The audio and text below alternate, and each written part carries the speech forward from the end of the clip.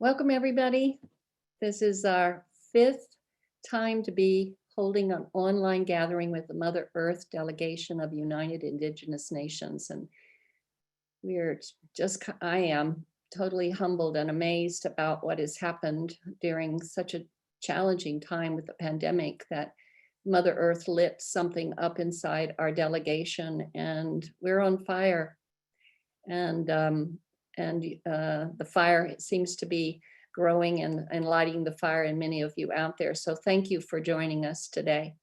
I'm sitting here in Northern California on Pomo territory, and I'm got the redwood trees all around me. So those tall old ones are really listening to us, because so many of us have received instruction that the ancestors have their hands upon our backs and they are guiding this movement that's happening on the planet. And what a movement it is. Just getting news about the ecocide and some of what's happening to make it illegal to harm our Mother Earth, that's taking place over in Europe, and other movements around the planet that are seeming to get the fire lit in them brighter and brighter, because people are waking up and understanding our Mother Earth needs our attention. We need to listen to her. Today, we're going to be bringing to you the grandmothers and the women delegates to bring voice for Mother Earth.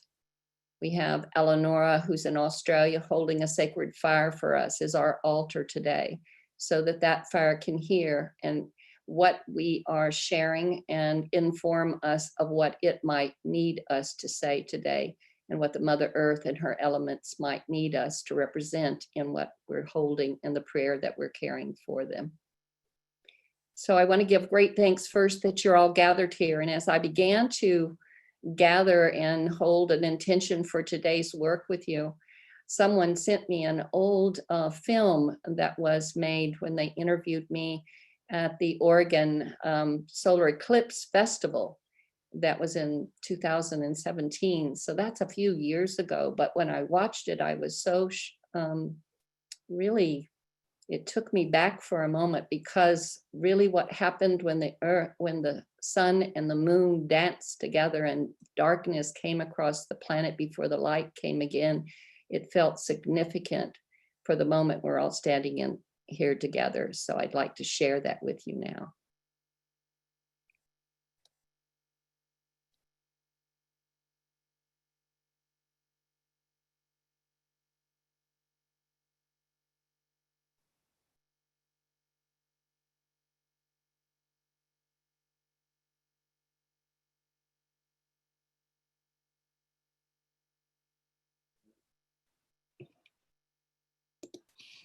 I belong to the grandmother nation.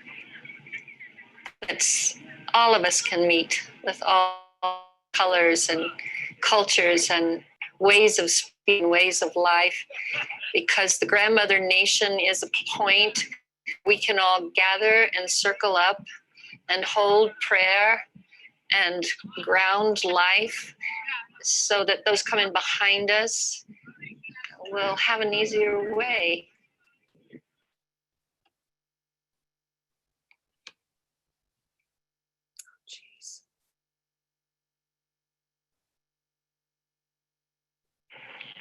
There's a huge festival of, they say, 50,000 people from all over the world, and they speak many languages, and they have come along, and many of them, it hasn't been an easy trail to get to this place, to meet this eclipse of the sun, this moment that's been prophesized about for generations. And it's critical in that we're standing in a point of history like never before. As we greet this eclipse, as we hold a point of stillness and allow that Father, Son, and Mother Earth might dance and come into union again together, and in that moment, so realign and balance us. That if we too can hold that point of stillness and allow that moment of privacy for the cosmos, if we can hold it with that much regard and respect, then something can fall down upon us when that doorway has completed that dance and moves, are in the light of it all, aren't we? A wonderful moment to celebrate with so many people from all over the world. This is a moment where we can declare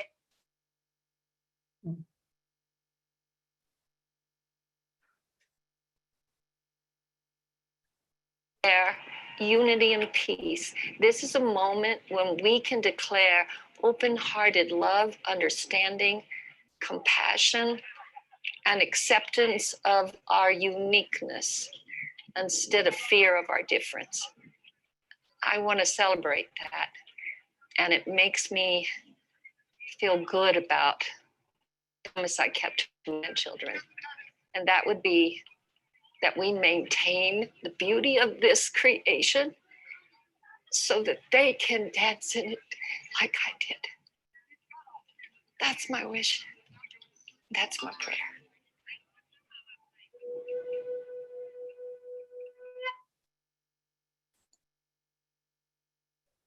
And that's still my prayer that I made to my grandchildren and the ones that are coming behind them.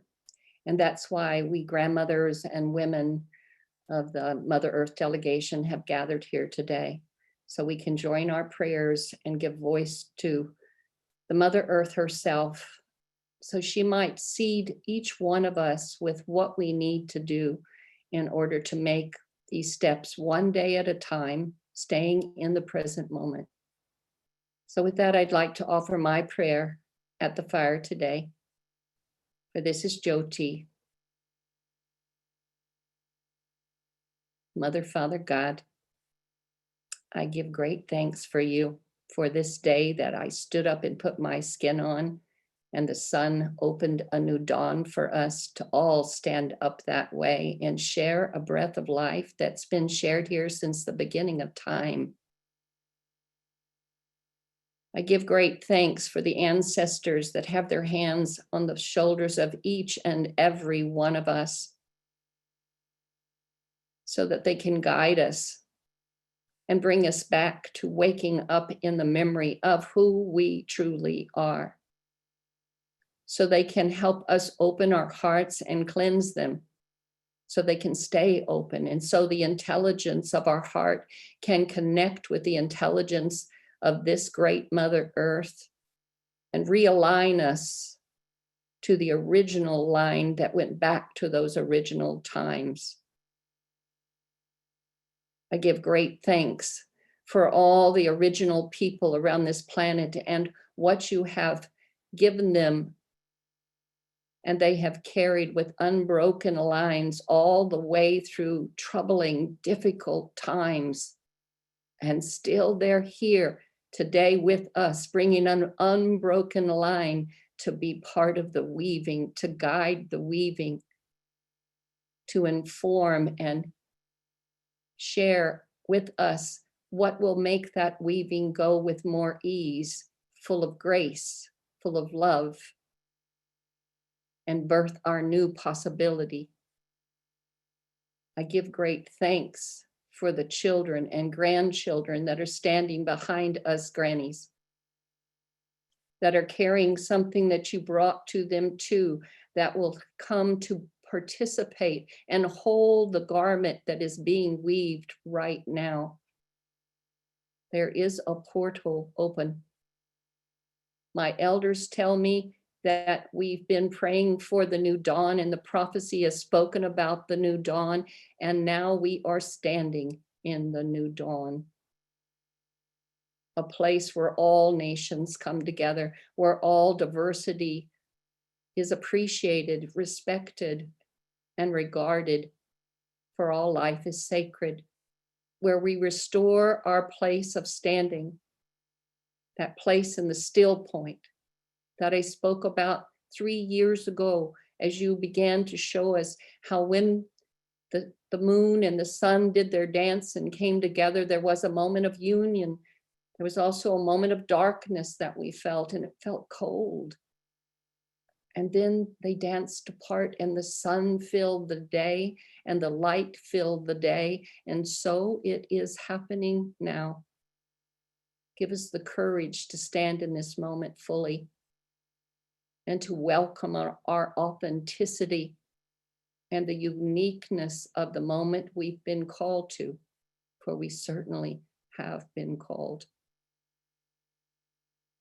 I give great thanks as we open this gathering today to all the grandmothers and the women delegates that have gathered here to share this message and their prayer through their own language in their own territories. I give great thanks for the men delegates that are gathered around us to protect this life-making space and to help us bring form to that which is caught in the visions that are brought in by our women, that are connected to Mother Earth and her instruction of what's needed to go forward. For all of this, I give great thanks. I give great thanks. I give great thanks.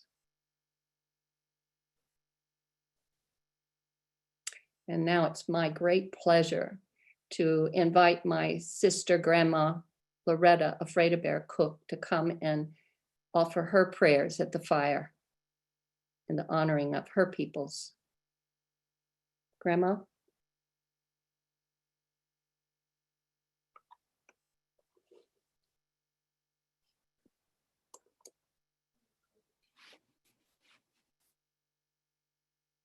Hoi alea petu tmkashla, hoiche. Shka tmkashla, hoiche. Aprekilel tmkashla. Charge chatonkra ushimalaye. Mkiti takuepi tmkashla, hoiche. Mkrasi tomnia oyampi.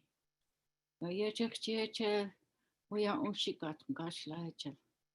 Koshkalaka wa wopte tushnimo tmkashla, hoiche. Charge platingtonka.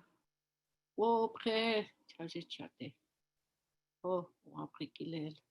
Olena nie itimahel tmkashla, hoiche. Trunka ia trukahe. Gashila trukahe charge chate. Oheche tugashila heche. When you want our kwaka tahecha, Makona speoke cannot tugashila ejecti. Eche. O yukstale yuha hechus near chitka ito hekyokto katungashila hechel. Oyateki, wajila yechel hechel. Near chitka unkigla home no. Daktona wakha uyampi, daktona lena unkitrapi, uya kapi.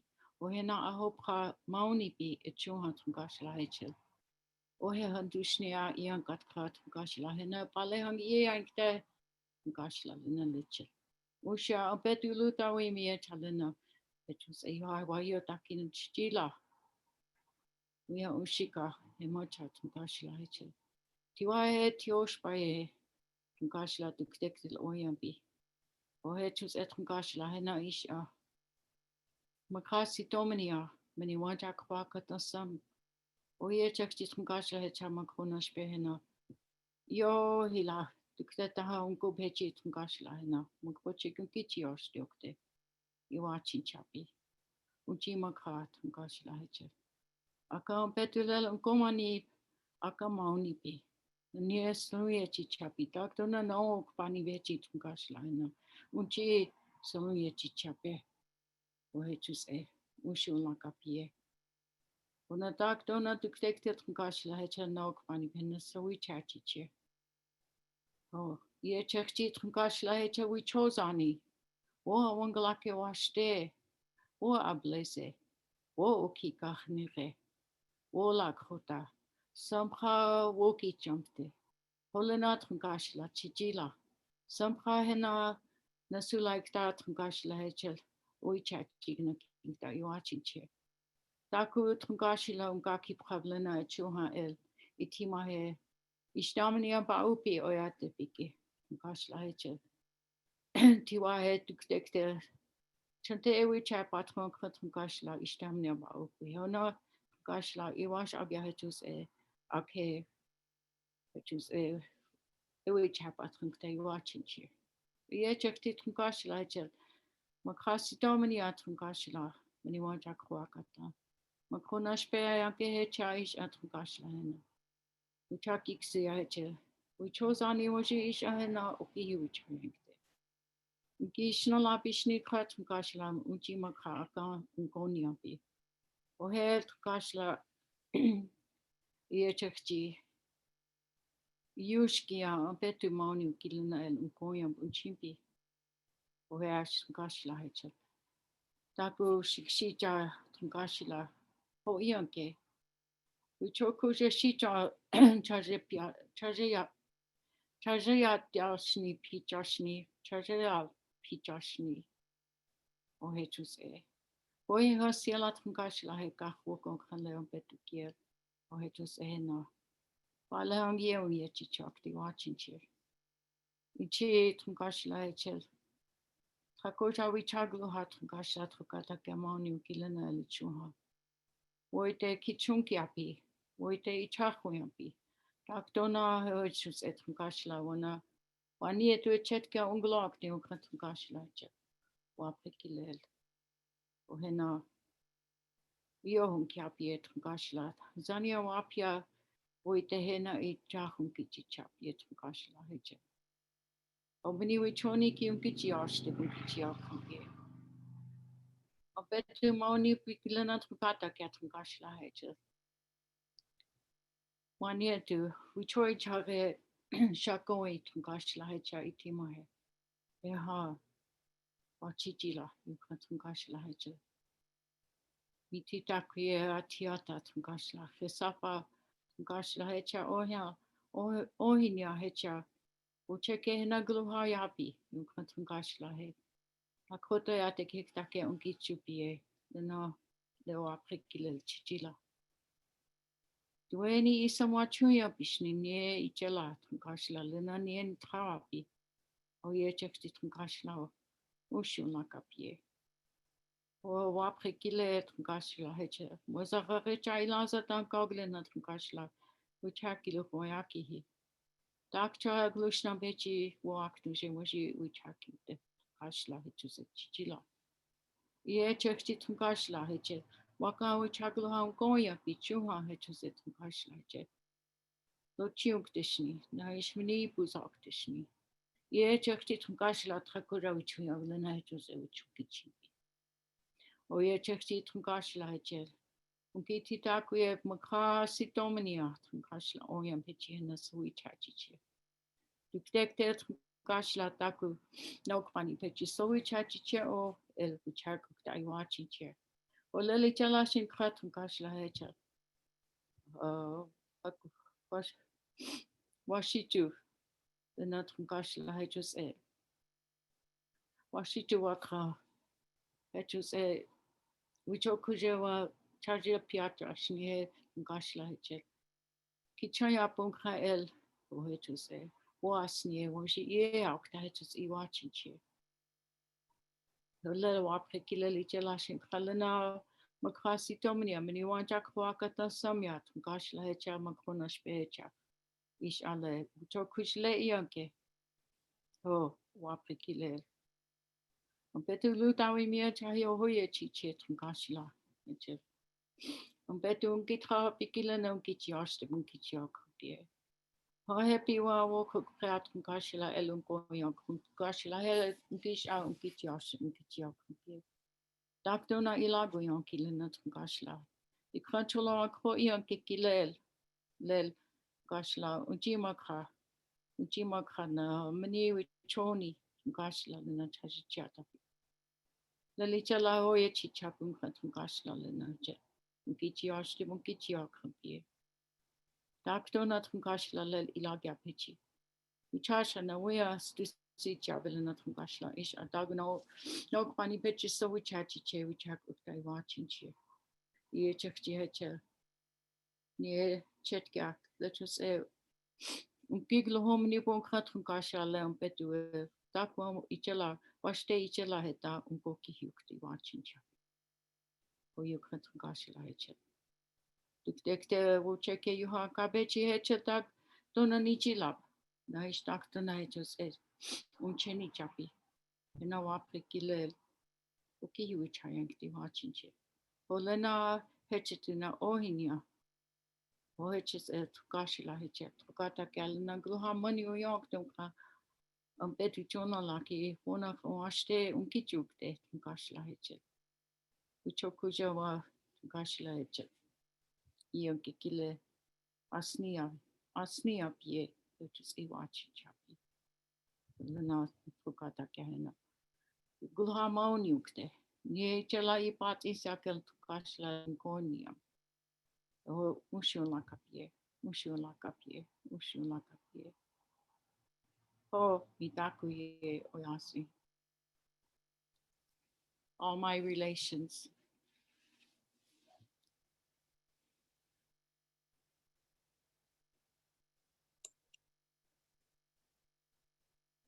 Thank you, Grandmother Loretta. So we're just going to flow right into Grandmother Casey Camp Horinek. And I'm ask you, Grandma, if you will introduce yourself, where you are in this moment, what territory you're sitting in. And thank you for your blessing today.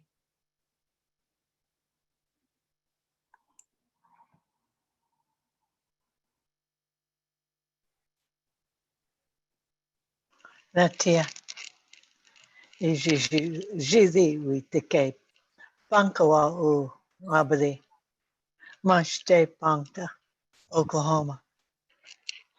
I said hello. My name is Jyoti.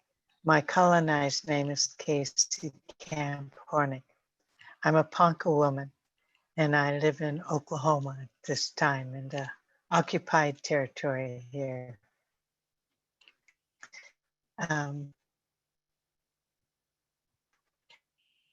to be here today. So humbling to listen to beautiful prayers and to participate from that space.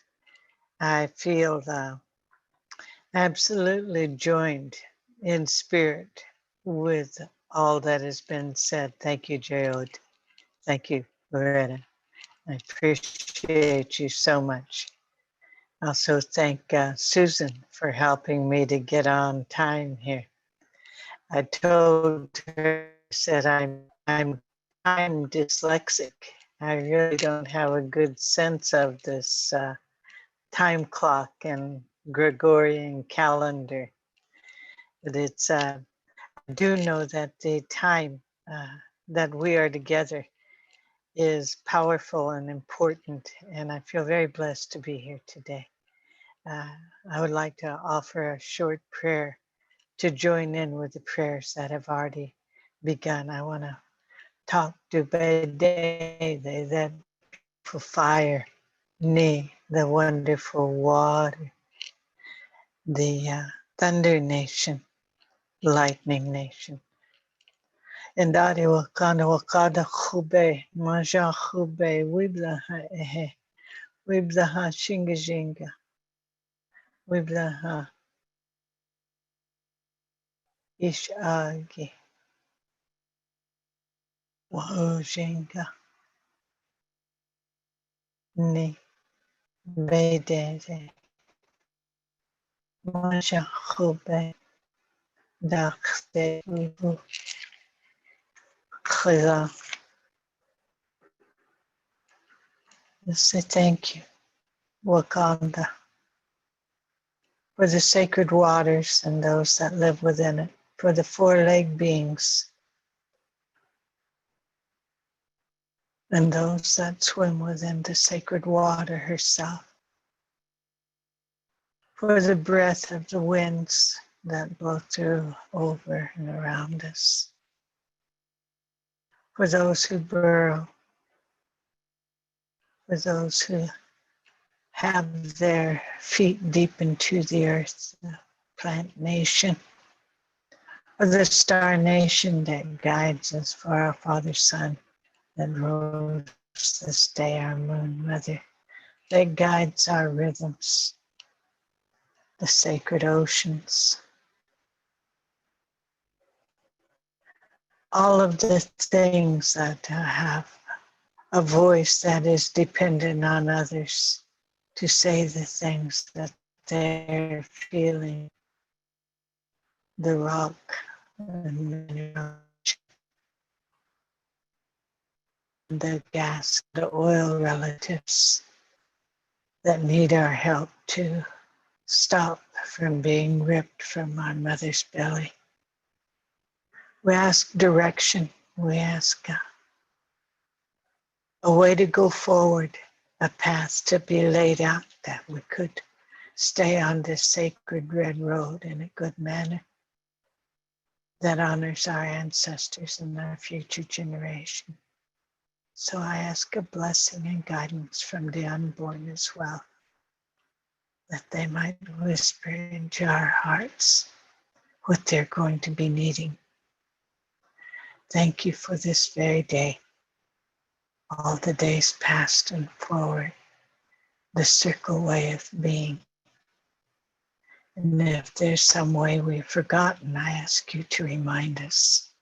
I'm thinking of the Waze, the healers. And today on this strange new journey, I ask a blessing on my daughter and grandson who have been tested positive for that virus they call corona. And through them, all of those ones who are ill, all of those relatives in mourning, all of those spirits who have journeyed to the other side, that they might look back on us and help our relatives through this illness that has come on us to guide us into this next place. For all this and all the things that I may have forgotten, I ask the sacred pipe to carry that message forward, to look inside us, to look inside me, and to find the truest prayer and bring it forward at this time. For all my relations in all directions, asking for help and help through these sacred ways. Sham.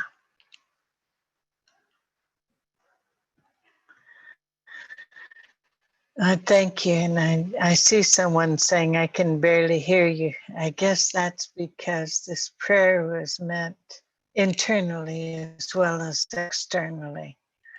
And it was a time for all of us to be able to reflect and individually feel what we need to share.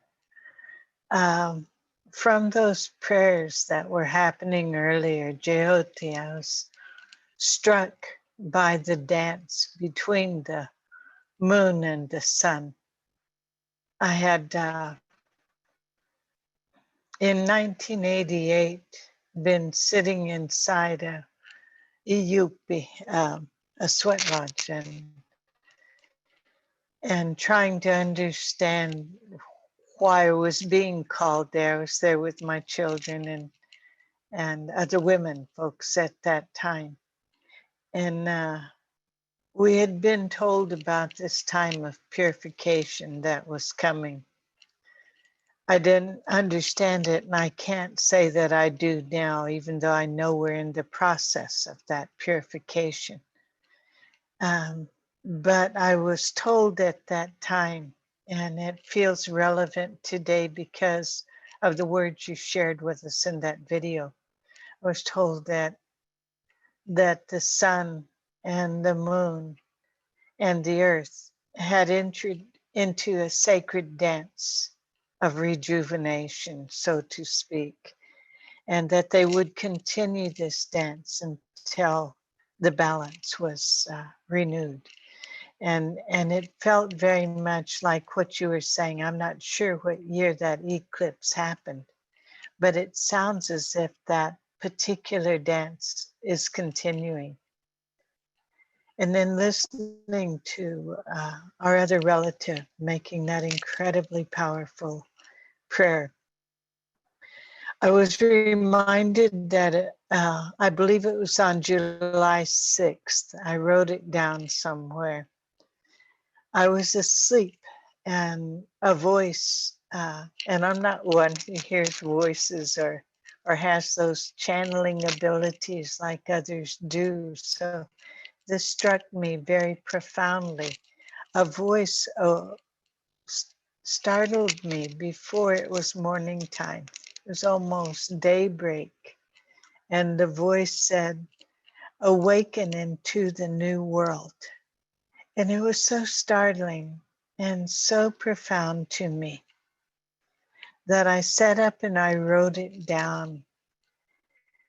I wrote down the date because I felt as if maybe the new world, indeed, I felt that we are spiritually surfing kind of for the last 40 years, trying to catch the wave of taking us into this place that is the rebalancing of what has been and what should be.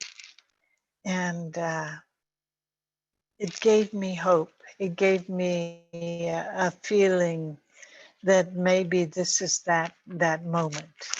And again, I'm just a pitiful human being who does her best for her family, you know, as a matriarch to pay attention to the small details, you know, to try to make sure there's a garden growing and there's food going to be ready in case we need it to, and on and on. You all know that coming from a space of being an adult, a mom or a dad, a grandma or a grandpa, that we have to be prepared.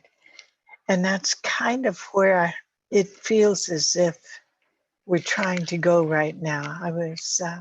We were in ceremony yesterday morning again, and asking that there be a path open for us. You know, maybe in the past we have thought that the paths were open. Maybe we've thought, well, if we get a good job, we're going to be able to pay for food and rent a home. Maybe in the past we've thought that it was good to have a credit card so we could go to the store and buy clothes or whatever the needs of our family, our people are. Maybe in the past we thought politics was the way to go forward. But in this time that this coronavirus has put us into the winter of our spiritual growth, it's given us that time that we must reflect, just like wintertime has set us aside in a time of spiritual growth, where we sit within our homes with our children, sit within ourselves, and we see where the next place is going to be. Only now there is not a clear path forward. So my prayer has been that a shining path open for us, and that we open our eyes, our hearts, our ears, and our spirit to be able to look at that path and understand, out of all these myriad paths that are there, what is the one that is that one that means that we step our foot there? What is that one? Maybe it's that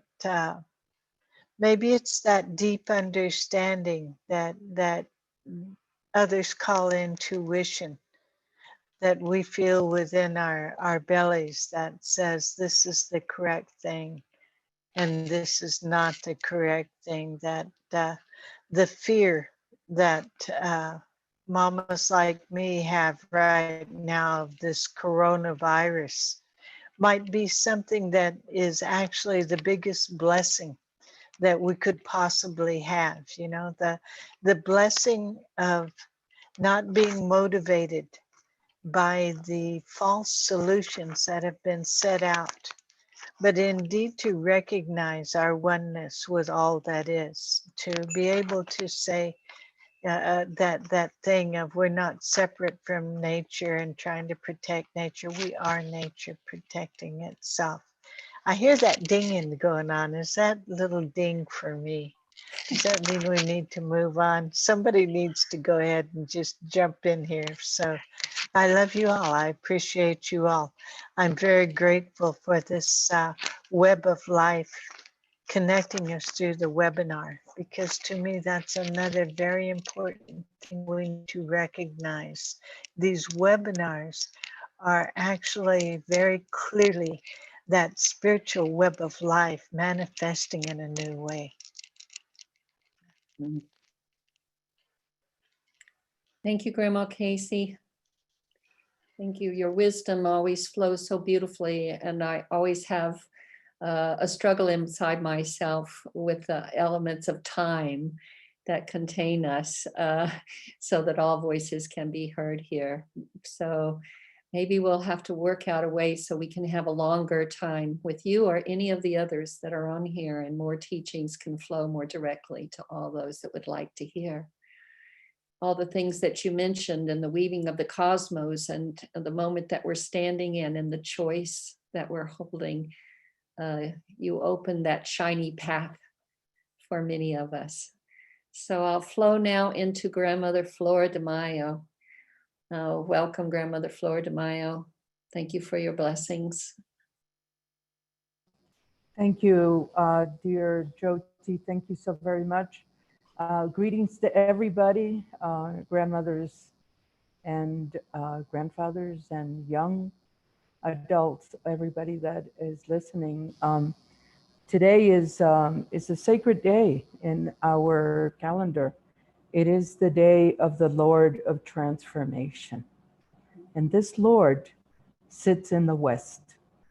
And so for the next 24 hours, we are moving with this particular energy. I would like to say a short prayer, but I also have, how should I say, share with you a beautiful, beautiful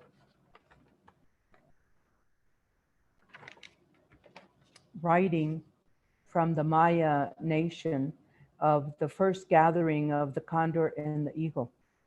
I have all of the papers that were given to us in these gatherings, and this was on that particular moment where the gathering opened.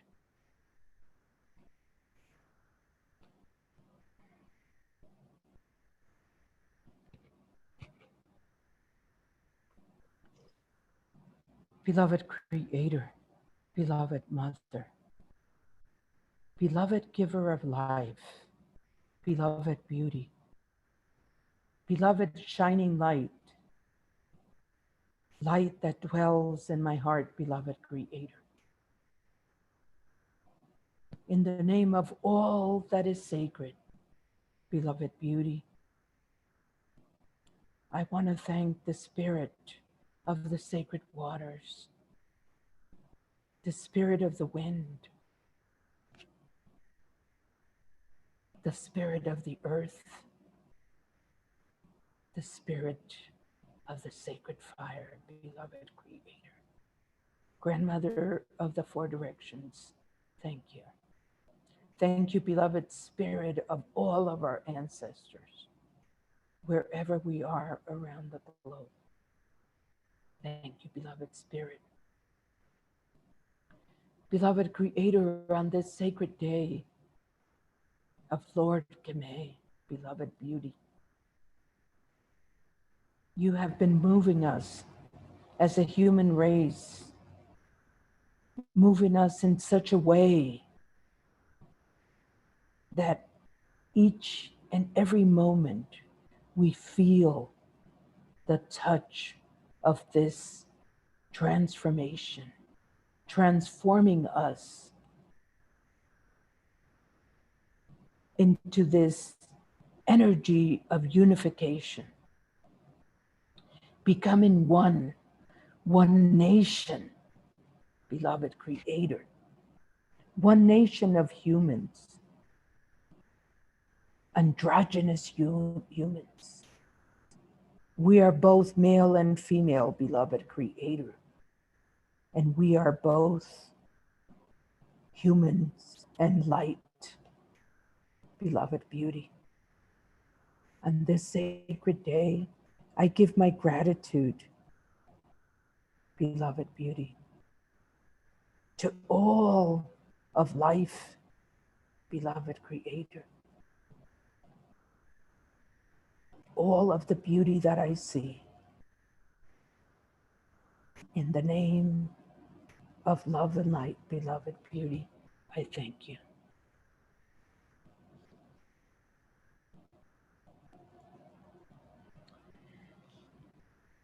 This particular paper that I would like to share with you was the welcoming paper that welcomed us into this gathering of the condor and the eagle, and it was brought together by the people of the center. They call themselves the heart of the center, the Mayan people. It is written in Spanish, and I would like to try my best to read it in Spanish. And the reason that I say to try my best is because I have been taught orally. And I'm always afraid of misspelling a word, but this very moment I have no fear because I want to share these words with everybody. And I would also like to translate them as best as I can. So at this very moment, I'm standing here before you, and it seems to me that the Spanish language is foreign to me, and also English, it seems to me that it's also foreign to me right now, but I will try my best. And this is what it says. There is a lost place, hay un lugar perdido. En los sendedores del tiempo, in the senders of time. Aquí se conserva la esencia de la magia ancestral. Here we conserve the essence of the ancestral magic. El conocimiento profundo de la vida. The profound knowledge of life que surge de la armonía con la madre tierra, that surges with the harmony of Mother Earth. Aquí la sabiduría, here the knowledge. Surgida de la paciencia, surges from the patience. Reina al largo del espacio y el tiempo. Queen of space and time. Because of the divine mandate of the transmission, generational. Let me read this in Spanish. Por el mandato divino de la transmisión generacional, that que trae el conocimiento, that brings the knowledge de los grandes misterios de la vida, of the great mysteries of life. Aquí el destino, here the destiny, cumple fiel un mandato, brings together a faithful mandate. Y se materializa la profecía, and the prophecy materializes.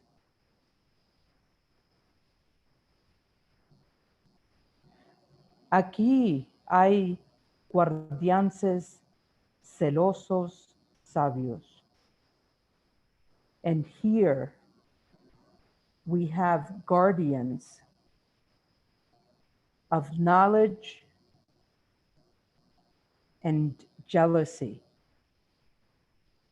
Poderosos guerreros, powerful warriors.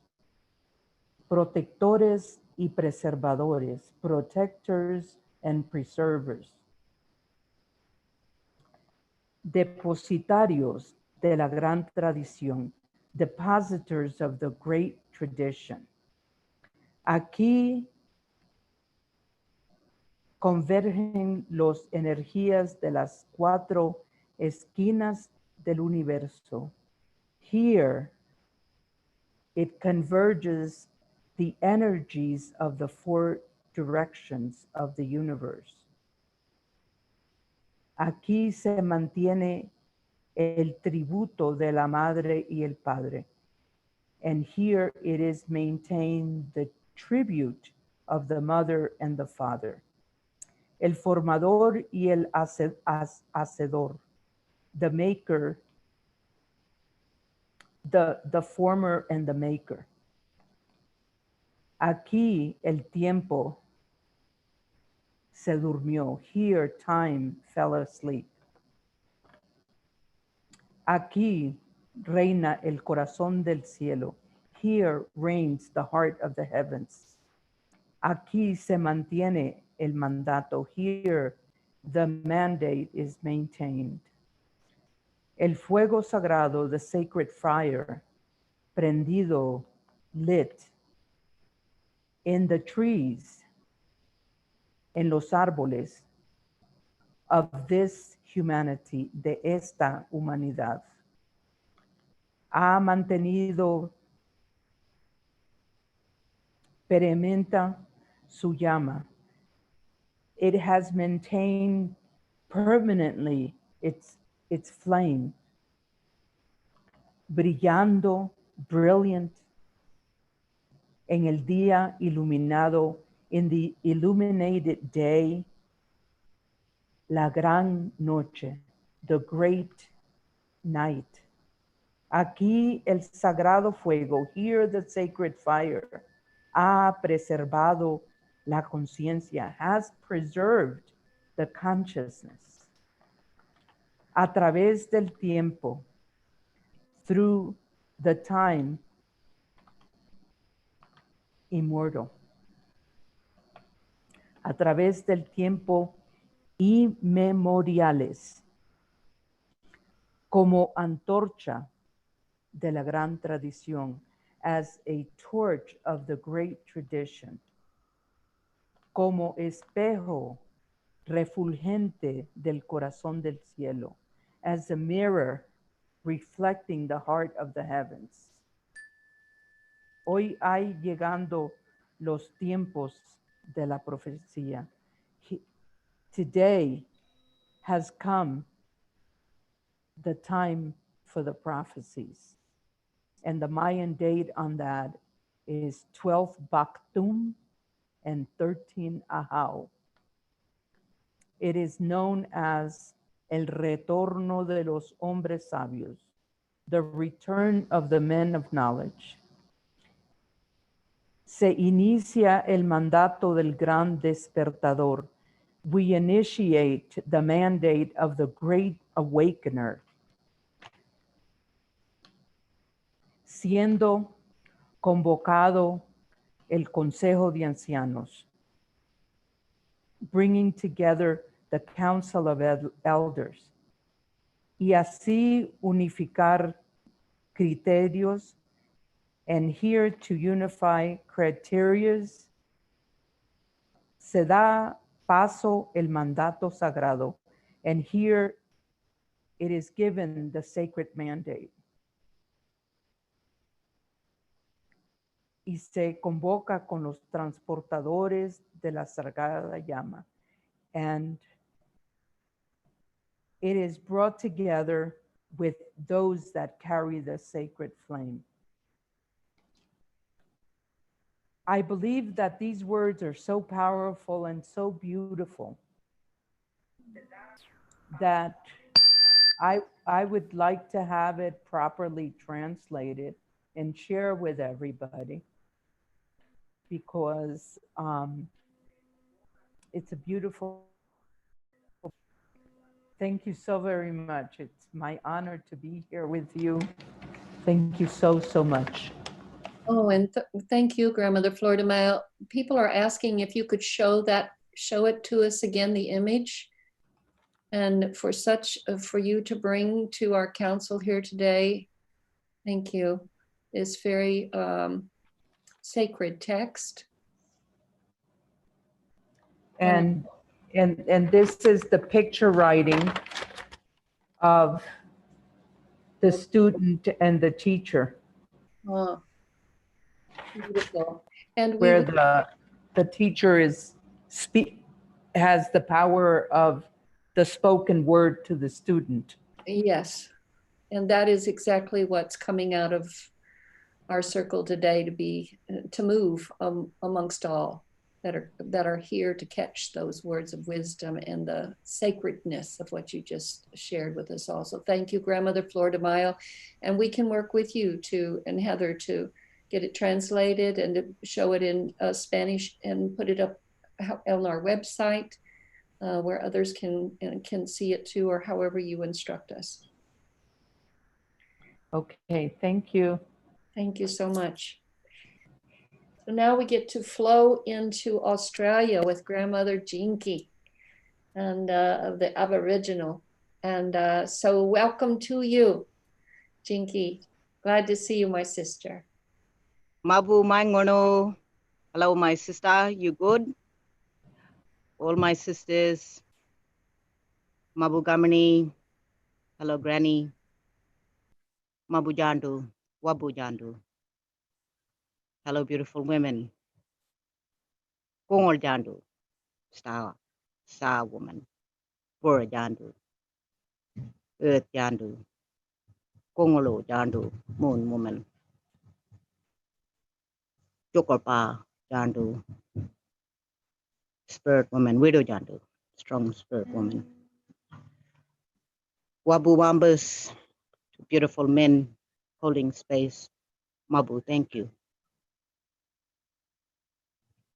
Mabu Yalburu. Hello, all the family, everyone who's listening and with us.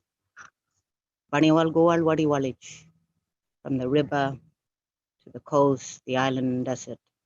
Waranjari Walangari and Jakujara. One circle, coming together, going together, always one. We always one and forever, even though we're separate. We always one.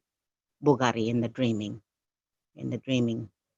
of Jokopa, of great spirit inside of us in each and everything, dreaming every moment. Medjala mabu, we say here, live living, to my sisters there.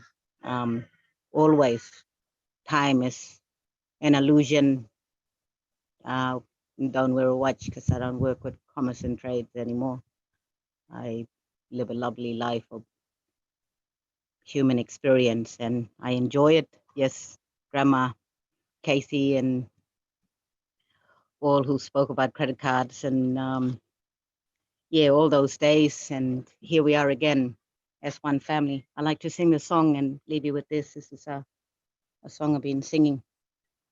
She is also Sisters Healing Earth and we heal as we all go together. It's a beautiful time for humanity.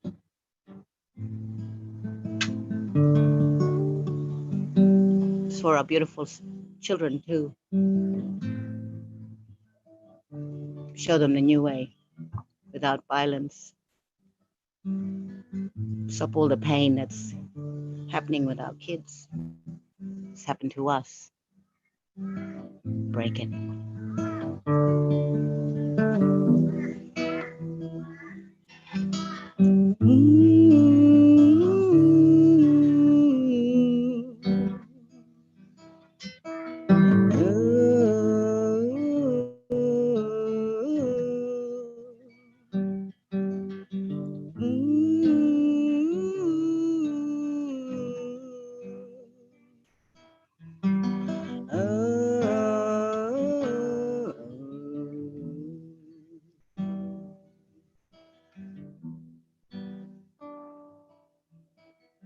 She got no worries no more, 'cause she's gone home to the fairies.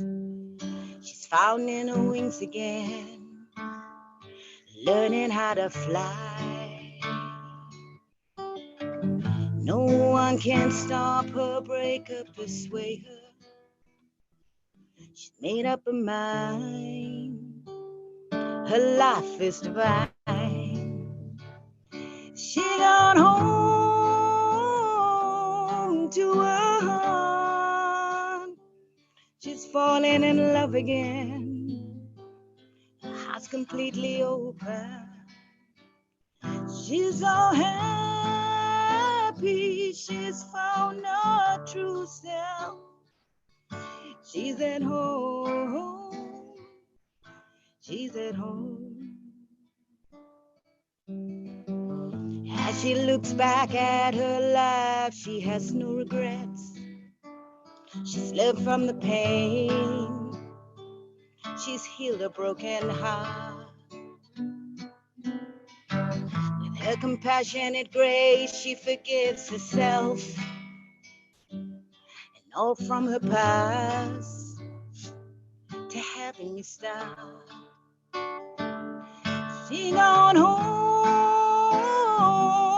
to her heart. She's falling in love again. Her heart's completely open.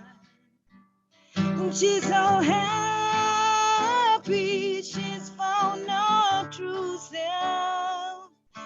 She's at home. She's at home.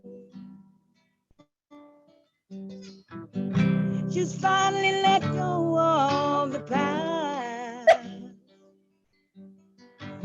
and all she feared was never there. Everything is clear, the truth revealed. She's moving on, she's moving on. She's moving on, she's moving on. She's moving on, she's a sweet, sweet song. But she's back at the place where she started. She's not the same. She's happier than before. She's a gift of life. She is the new way, shining in the sun, singing in the rain. She's at home in her heart. She's falling in love again. Her heart's completely open. She's so happy. She's found her true self. She's at home. She's at home.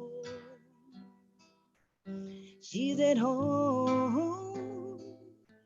She's at home.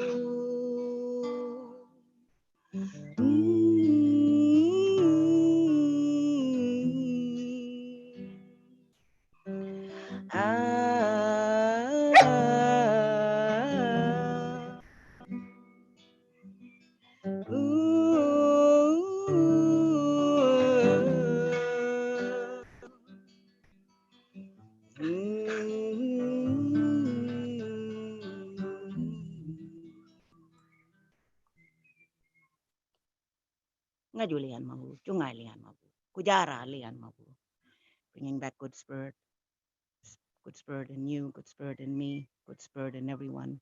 Inja Kujara, Yai Kujara, always and forever together we go. Mabu, Lian, you, love you. Oh, Grandma Jingki, your song always puts the wind right under my wings. Thank you. Thank you. So let us fly with that wind and that blessing, and bring Grandmother Luisah Teish forward if you'll introduce yourself. I give great thanks for you, Grandma. Ooh. Let's see, I have to unmute myself. There we go. I always begin by saying Alafia, which is a Yoruba greeting asking that we have good health and be at peace with our neighbors. And I ask people to take a moment to see if you can feel what life would be like if we truly had good health, especially now at this time, today, when sitting here in Oakland, California on Ohlone land, I am pressed to remember how many of my kindred are dying from the coronavirus. And my day starts out with cleansing and prayer, and then paying attention to what is going on in this nation that I live in and what the people who think that they are in power are doing. And when I look at the impact of coronavirus in the Black community, in the Latin community, on the reservations, in the poorer Asian communities and the poorer white communities, when I look at the number of elders who are passing and the threat to put our children in schools without proper precautions, and I listen to the voice of the demon who now occupies the White House, I am reminded that natural occurrences have historically been used to wage genocide against marginalized communities. And that is being done again. I am reminded of smallpox infested blankets being passed out to First Nations people here. I am reminded of Leopold the Terrible cutting off hands in Africa, and the famine in Ethiopia, and the war in Syria, and the mass murders in India, and the protests. It is all part of the genocide plan. This virus could have been handled much better, much earlier. And it is disheartening. It's disheartening to know that in some places there have been 75 new cases, 7,500 new cases a day. It is disheartening to know that 140,000 Americans have died from this condition. And speaking as an African American woman, I am very, very clear that access to good care is available to those of a certain income, and that some of us historically have been guinea pigs for the medical profession. I want to take my hat off to the essential workers who put their lives on the line because their hearts, because they are born healers, because they agreed to come into this life. I give thanks. I give gratitude for them. In my immediate circle, that is people who are related to me by people that I'm connected with in the past month, I've lost 7 people to coronavirus. And I am also touched today by the fact that before I went to bed last night, I was told about the death of Congressman John Lewis, who has been a freedom fighter all his life, who shed his blood marching with Martin Luther King, and the many other people who died for our right to vote, for our right to live on our own lands, for our rights to speak up. And I'm one of those people who feels these things in my body. And I am in pain today because of the events of today. But I'm not in despair because the words of Father John Lewis, who said, never give up, never be defeated. Always remember that we all live in this house together. Always stand up for each other. And in keeping with the Yoruba tradition of which I am a priestess and an elder mother, my hope is in the vision of the ancestral village, where those that we have lost to this dimension are walking around free and strong. They are well taken care of in the village of the ancestors, and they are gathering, watching us, encouraging us, and in accord with the consistent message that I receive through our elaborate divination system, I must say again, this is not the end of the human race, but it must be the end of the way humans have lived and have exploited our Mother Earth. She will not continue to take it. She will not continue to take it.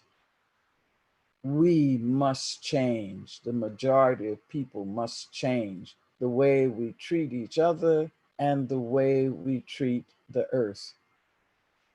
I am forced to say again that the leadership is in the hands of the women, that the women must have a military discipline. We must speak up. We must be heard. We must not be turned away by any pettiness of any kind. That wisdom, courage, and compassion are the tools that we are to use to save humanity. This is what Mother Earth is saying. And most importantly, we must know that Oshun, who is on her way, who is increasing in us, the answer is a radical love. The answer is an extreme creativity. The issue is kinship beyond all barriers, beyond all differences. And so, you know, it is both a great honor and a great medicine for me today to be sitting here with you in kinship around the globe, listening in all the languages and being heard by all of you, the songs, the prayers, the art. We in this group are doing what the ancestors say we should do. And each one that we lose to this dimension, I say open the gate to the village of the ancestors. I say let each have their place, and let us listen to each and every one of them. Thank you. Thank you so much, Grandmother Luisah Tish. I don't want to touch, I want to just sit in silence with a minute from what you've just shared, and in the honoring of this great hero, great saint that was connected to the heavens as such a force and with so much clarity. May he continue to guide our way.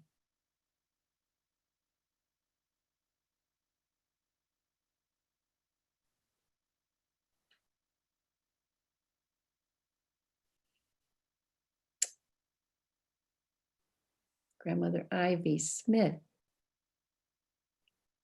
I'm going to call upon you and ask you to introduce yourselves and the peoples that you come to stand with today. I honor you there in Australia. I know you're about to do some traveling. Please keep yourself safe.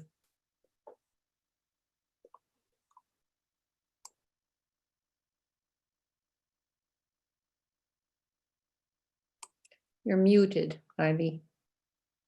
Let's have a look. There we go.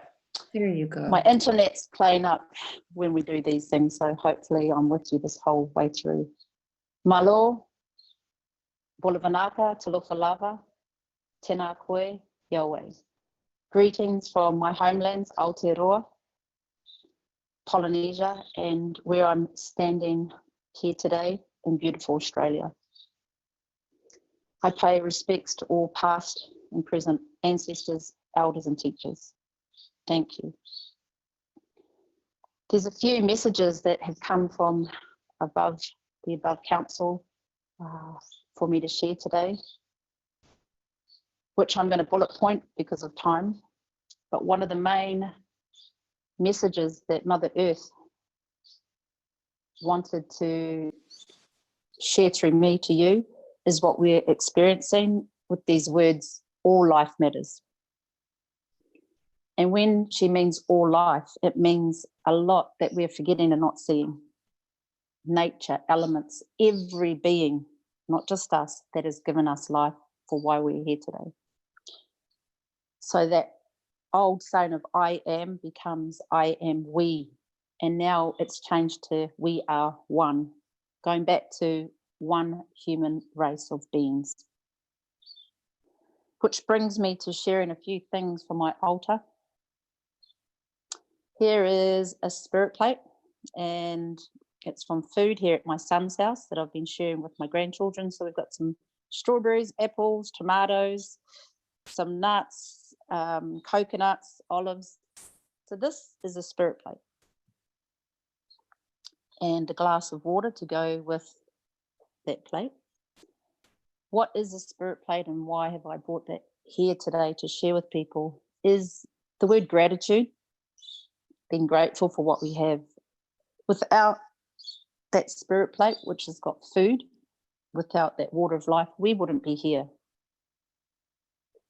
And so it is reminding us of being thankful every day for what we have, and also to remind us of all the things that we don't see. A spirit plate to give our ancestors, all of our teachers and elders that are still here with us today, from the wisdom and knowledge that we've walked with and carried from them. It's an offering to say thank you for being with us in our prayers. Thank you for being within our bodies, that medicine that has been passed down through our DNA.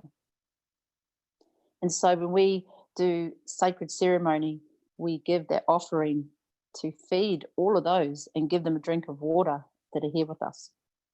So we must not forget everything that is around, watching, walking with us, giving us guidance. When we are in alignment, we can feel, see and hear them. I'm going to bullet point a timeline to remind people of what we're going through and the importance of all life matters, but without the elements, the tools, and everything that gives us life, nothing matters. So once there was a story, Mother Earth and Father Sky were here together. Other beings were here. And because of their behaviors, they left. And a meeting between Mother Earth and Father Sky, there was a meeting, they welcomed another race, human beings, us. And they were like Siamese twins that didn't want to split. But with the meeting, they had to separate for us.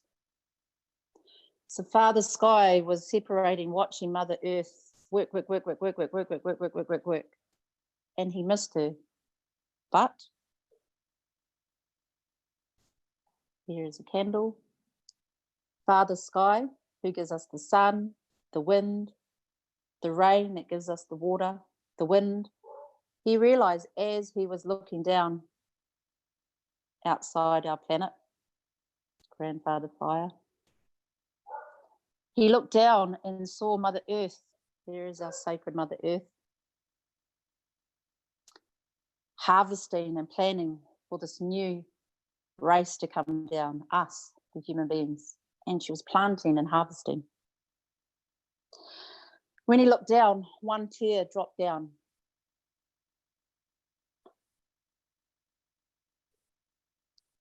He cried, and one tear of water, the sacred element of life, water, through his tear, dropped all the way down, ting, and watered the seed that started to grow.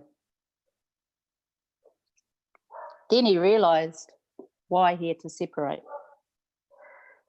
Because everything that he gives us from above, that most of us forget sometimes, created the plants from the sun, the wind, the rain, to give us life. And we must also remember to look after all of these elements in nature. So if we're talking about all life matters, we have to come back down to grassroots and the foundation of what life is. Without all of this abundance that was given to us free at birth, in this beautiful paradise that is heaven, when we open our eyes and hearts to it, we must look after it all. And these are the teachings that we just went through. Here's a feather. We must also not forget all of the lives of all beings that sacrifice for all of our ancestors to be alive. They gave their life to give life to all our families, and that's why we are still here. Also, for all of the unseen, you can have a look at this here. Mother Earth wanted me to show you this, to say, she is so transparent. If this was her body, this is Earth. She has been so transparent to everything that she's given us. So much love, unconditional love, in her truth, in her peaceful way.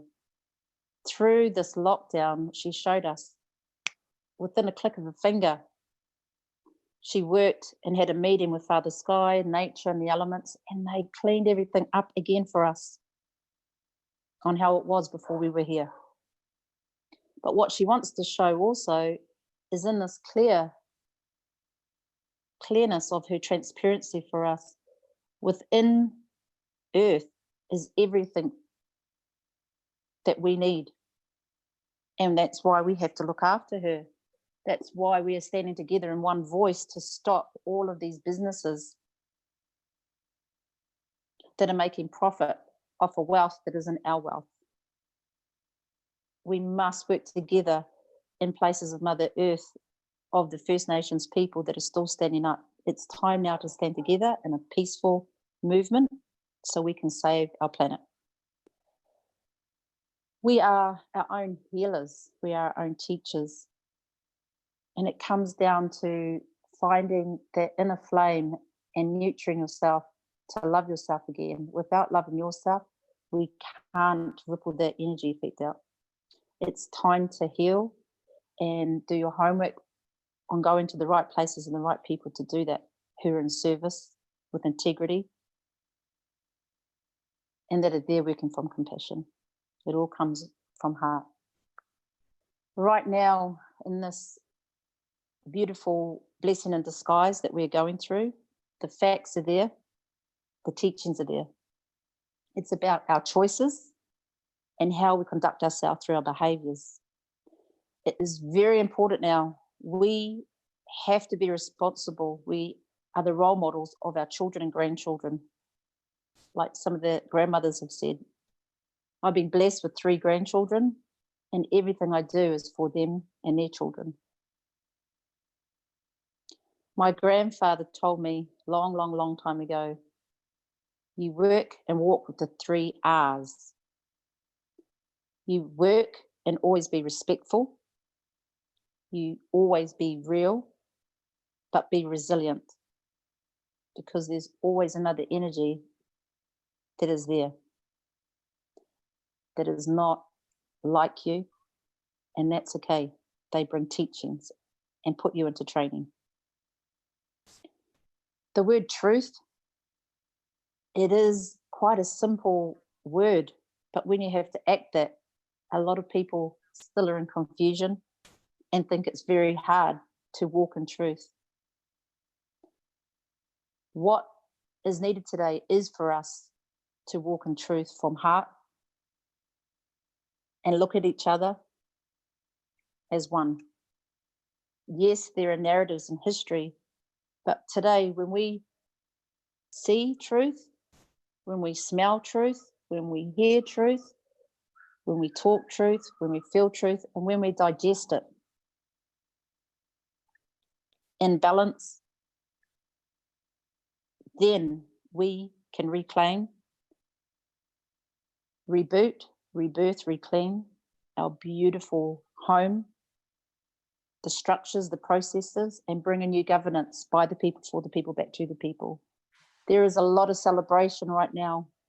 There's a lot of people behind the scenes, like people here on this beautiful council, everyone else that is watching this. We are all working in a conscious movement to bring it back to how it was. Chief Lane talked about the prophecy, and he mentioned the 500-year prophecy which we're in now, and this is one that I carry from the wisdom and knowledge that I have been given, and all that is for me is Mother and Father came back down. It's 500-year meeting on how we've been doing, but they still are here loving us and saying, we have given you all the tools back again, work together as one again. The intelligence of Mother Earth is so strong. My prayer is that everyone connect in, feel, see, and the medicine will wake up within you. I'm going to finish. I heard the ding with the song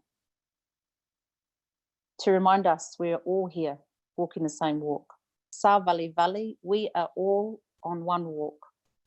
Tau tala tala, there's been a lot of talking now. It's time to stand up and work from heart, and let's put the solutions of action in place.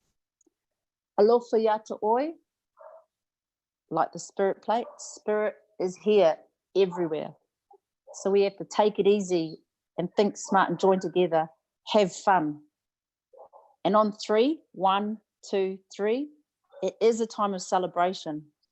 We have been given a chance to get it right again and to clean up. So I'm going to sing this through, and on 3, yell out a celebration call, shoo, that we are all here as one people. There is a past, but we are in the present to move to the future. The future is right here waiting for us to walk in with love, truth, and peace. So, Sa valley valley, we're on the walk. Tau tala tala, too much talk. Alofa yata oi, spirit loves you. So take it easy, fi fi lemu. Take it easy, fi fi lemu. 1, 2, 3. Shoo! Love you, bless you, thank you. Oh, thank you, Grandma Ivy. Shoo! Let it be so. Let it be so. Let it be so. So now this is going to flow to the women standing with our grandmas. So Shawna Bluestar Newcomb, I am welcoming you here, and if you'll introduce yourself, thank you for your day and for the wisdom you're bringing us. You, Grandmother Jyoti. Yes, my name is Shawna Bluestar Newcomb, and it's very good to be here with all of you. It's just an honor to hear all of the grandmother's wisdom, and I feel very humbled to be among such deep knowledge way showers, and I hear so many great truths and wisdom from all of the sharing today. So I'm very grateful. And I have been doing a lot of work with my father, Stephen Newcomb, and so I'll bring a little bit of that with you today. But I like to honor all of the grandmothers and women delegates, as well as all the women listening on this call. I send blessings to all of the good men as well. We honor and celebrate you coming into your hearts at this time of big changes. And I also want to honor that all of us have that sacred feminine and sacred masculine within, that we are both sacred feminine and sacred masculine. I honor the original peoples of all lands and our free and independent existence from the beginning of time. And I want to honor the ancestors that are so lovingly guiding us through this time of big changes and transformation. I offer a short prayer in my Lenape language, and I am proud to be Shawnee, Lenape, and Azteca, Zapotec on my mom's side. O como tekeku na milian wanishi. Pio kendekeshok, pecho he kamakana yushieta, wita kamika. Milinen wel tektamakan. Ichi kaski igalichi, pechi petausenen yushienta, wita kamika, wanishi. I send great blessings of love and peace and good health and healing to each and every one of you. And today I was struck by some of the sharing by the grandmothers, that Grandmother Flordemayo shared that it's the day of transformation, and that's part of my message. And I heard some other threads that I feel like it's interesting when we do these calls, we're so connected, and even though we didn't meet beforehand, we're just in sync. So that's a beautiful thing about this, that we're all bringing through the messages that our ancestors are offering for these powerful times. And I really feel that this is a powerful and wondrous time to be alive. Although there's a lot of suffering and really hard times to be going through in many ways, it's really putting us to the test and allowing us to have this time of reset. So we'll talk a little bit about that. But I see also that it's a beautiful opportunity, that is our moment to make big choices and big changes to help us move away from the patterns of fear and to come into love. That this is an evolutionary moment, and that true transformation is happening all around us. And I think we're all seeing that.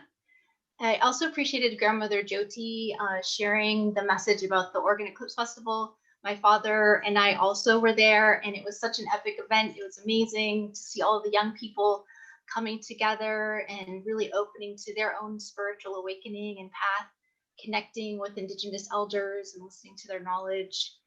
It just really felt to me as well like this beautiful example of what's possible when we're reaching into our hearts for higher consciousness to come into ourselves and around the planet in a good way. So I see that each and every one of you at this moment, each and every one of us is having this awakening point. And it can feel like a crisis. It can feel really challenging, but it's also a time of exploration into ourselves, to answer the sacred calling that you may have been feeling for years or decades, to really look into your own inner shadow. The shadow is coming to the light right now in order for us to heal in many ways, to look into the ways that we've been living and how we're responding or reacting to one another. And so I see there's a lot of really big shifts, whether we're ready or not, it's all happening around us.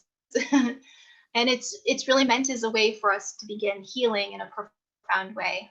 And this shadow is also something that my dad and I speak about when we refer to the domination code, that this collective trauma has affected our entire planet and all peoples.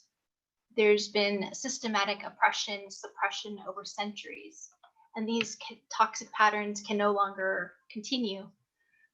These are based in the roots of domination and dehumanization that have just gone on for far too long. And we have to look at the repercussions and consequences of living in this disconnected way from our heart and our spirit and from nature.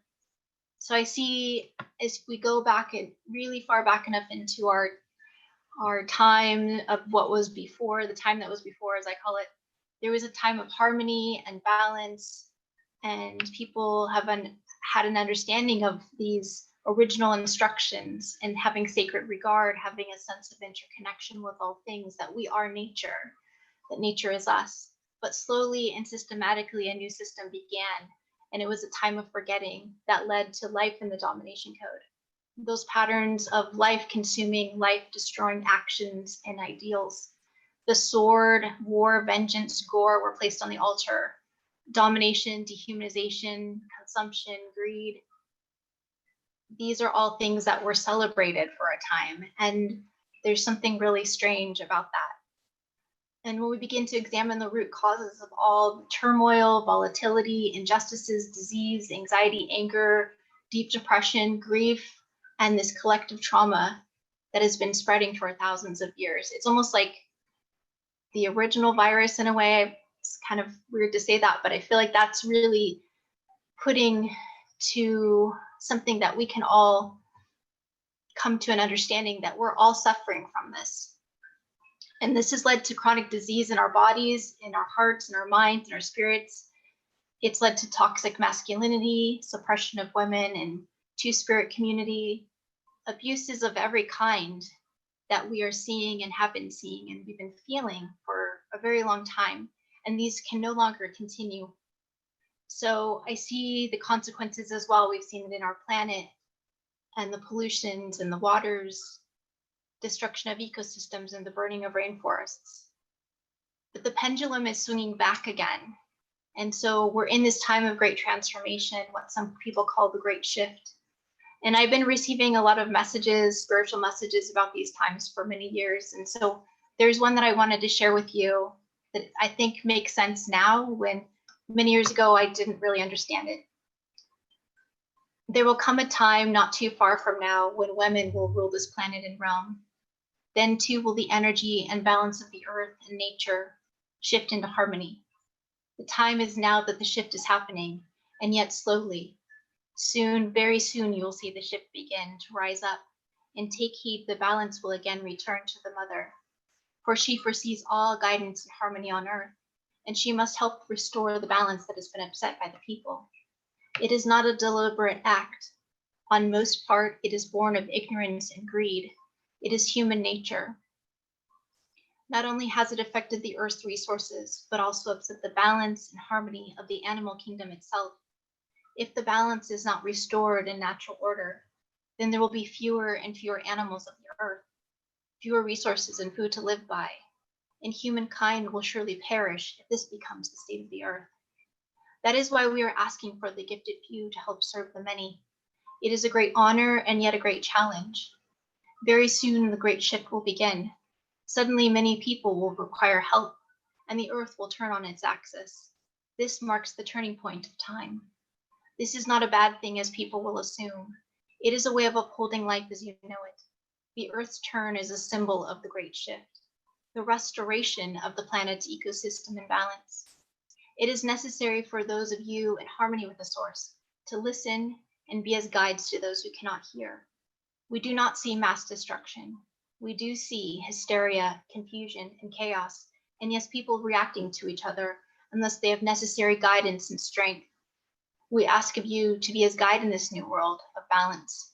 Carry the many, yes, but with honor, strength, humility, trust, and love. Thank you for your love, devotion, loyalty, trust, and thank you for listening. We have love and trust in you. Thank you. So I received that message many years ago, actually, and we are now deep into this great shift. And each and every one of us carry the seeds to bring healing to our planet now. And we're in this profound moment of the great pause. And this pandemic, I see, offers a time of deep reflection and also the opportunity for self-realization, to remember our true nature, to restore that balance and harmony that was once lost. And it's time to ask ourselves the question, what's wrong with society? What's right with me? This is a powerful time of questioning and visioning, and I see that we can step into dreaming what's possible for our future and for our future generations. And how incredible to see that men are coming into their hearts, and it's so beautiful to see. Women are coming into our authentic power, and this is needed and necessary for life to continue on for our precious planet. So I have so much more to share, but I feel like I'm running out of time. But I just want to say as well that I feel like it's a time of really coming away from fear and fear-based living, having a sense of our interconnection to nature, remembering that love is all around us, within us, inside of us as a bigger whole. And that this is a time of transformation, that with the sacred feminine and the sacred masculine coming back together, and really honoring the sacred life givers, women, and the sacred feminine. And I see so many powerful healing changes as we're moving forward and what we're able to vision for ourselves for the future. So many blessings to all of you and deep gratitude. Thank you. Wanishi. Oh, and deep, deep gratitude to you, Shawna. The way you share and the wisdom that shines through every word that you seed us with is remarkable. Every time it's a gift. So thank you, thank you, thank you. And now this is going to flow over to Europe, to Sweden, where it's in the middle of the night for our Sami elders over that way. So Elin, I want to open and flow to you and see what gifts you will bring us from the other side of the pond. Thank you, Gito. Yeah, the night is here. So beloved grandmothers and all the women and everyone listening and taking part of this. And to all the men holding space, such a gift for that embrace for life. So let's move on with that transformation. So I am from the Sami people, and I'm a daughter of Ucha, which is a little village, like a little jewel in up in the north of Sweden. So the traditional way of my people of the singing is called joik. So I will bring a transformation joik, we will see, for these times that we are in, and the remembrance of her, of mother, that is guiding us so deeply. So and for that feminine force, yes.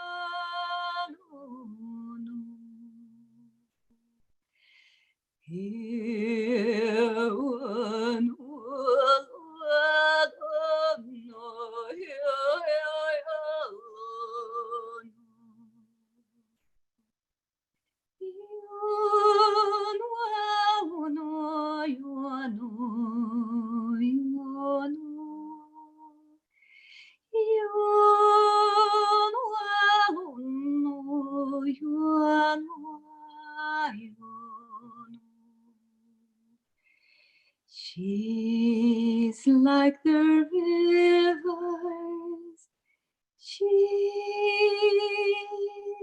the wind, calling us to listen deep within.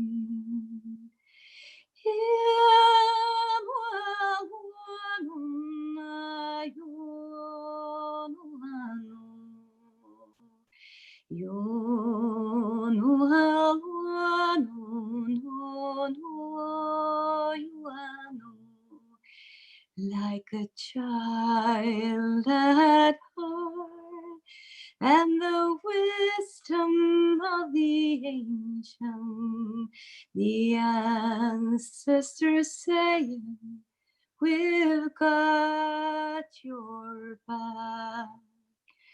She is singing, no, no, no, no.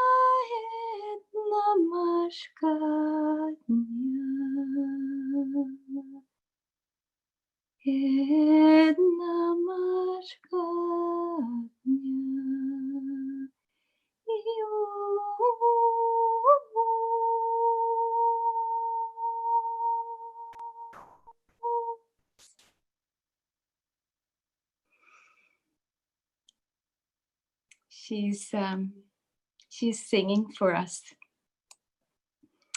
So I always come back to this story of the reindeer that became the earth, and the most precious thing of her little heart that was put in the middle of earth. So we can listen to her as she's beating for us, and she's beating within us as us. And that is such a joy. And when you get lost, you can always listen for that heartbeat. And that will guide you. So, yeah, we'll do a little prayer for this sacred earth. And thank you so much. So, Ailis le etnam, Ailis le almie, Ailis le aya, Ailis le pieivie, Aialisa juhtusa, Aialisa ulmucha, Ailis le botsoi, Ailis le varje, Ailis le idja, Ailis le pieivie, Aialisa mia ielema, Aialisa mia ielema, Aialisa mia ielema.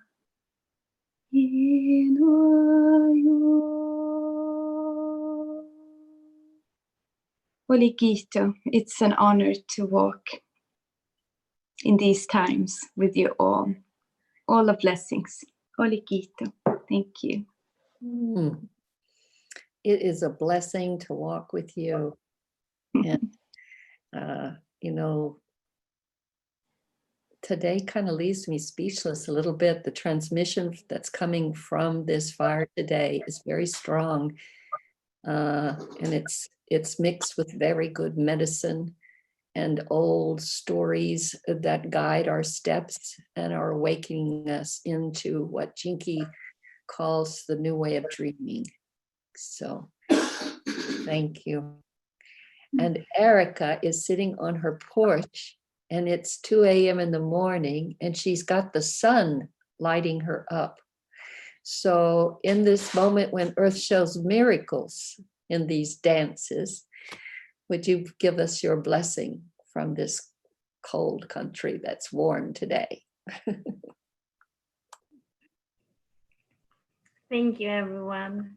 And thank you, grandmothers, and thank you, women here in Mother Earth Delegation, and thank you, grandfathers, and all the men who are holding this space. I'm so blessed to sit here up in the sun, even though it's not midnight sun. It feels like my gift today is to reflect the light, because I'm sitting outside and I can see a remarkable sky reflecting this golden light to us all. And my name is Erika Onnes. I'm a soul and made of soil. And I'm a human, I'm a woman, I'm a mom, and I'm a daughter, and I'm a daughter of Udsha. I come from the same village as Elin does. And it's such a blessing to walk this path together with her, hand in hand, and together with you all. I'm also here to remind us all to live connected to our own life, of course, but to the power, to our own power, to our inner power, to follow our inner guidance, to connect with our inner life force to guide us, which guides us on our path through life. And I know that sometimes we just have to stop, like we have had to do this year, and to just listen. And sometimes we also need to wait for quite a long time until we know and our feet guides us in the direction we need to go. And that's a very, very strong guidance. We cannot hurry. We just have to wait sometime and to listen to that inner guidance, to the life force, to Mother Earth, which is our next step. And I think that's what I want to share with you today. Just the light from the sun, and to listen and to be patient, because sometimes we don't have the answer, but we are always guided and know when to walk and where to walk, where the next step is to be taken, in which direction. So from me here up in Sápmi, I'm sitting in Jokkmokk, being blessed. I want to just send you the golden light to each and everyone's heart. It's such a blessing to be a part, to sit here together with you. We are all one. Thank you.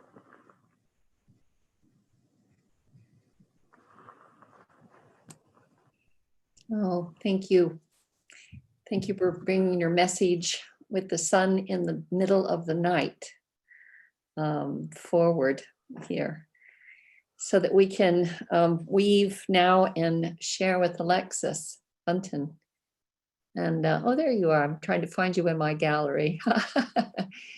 Hi, Alexis.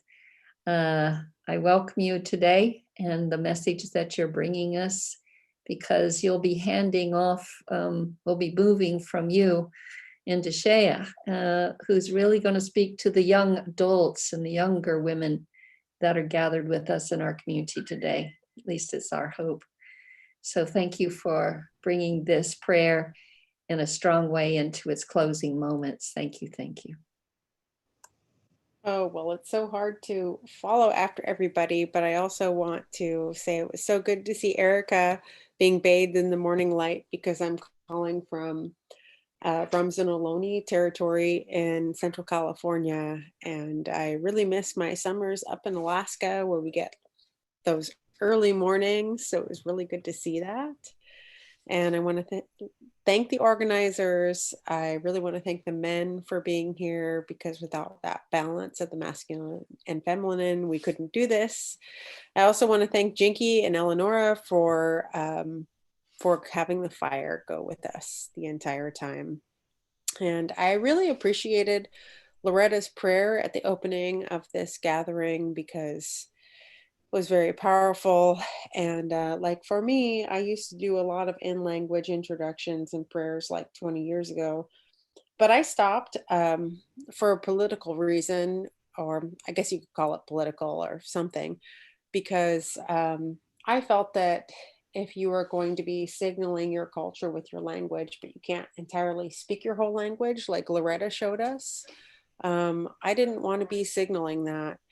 And a lot of people have been trying to talk me out of that over the years. And those words want to be heard by our ancestors. And I'll go back to doing it like I used to, but still it relates to walking in truth, as Auntie Ivy says. So, however, there are people in my generation who the truth is, and we need to peel the layers back from the sausage. The truth is that some of us didn't grow up speaking our language because of genocide. And there's so many amazing people in my generation who have relearned it and are still learning it. And I know a lot of words, but I want to be like Loretta someday. So today, I'd like to talk about allyship a bit. And if you're listening in on this call, allyship, all it involves is listening with an open heart, not being greedy, not putting your assumptions and stereotypes in front of what you're hearing, just really clearing your heart to hear things. And if you're on this call, you're already an ally, you already have awareness. You know there's an imbalance in the planet, and maybe humans are collectively starting to see what the earth has been showing us for a long time now.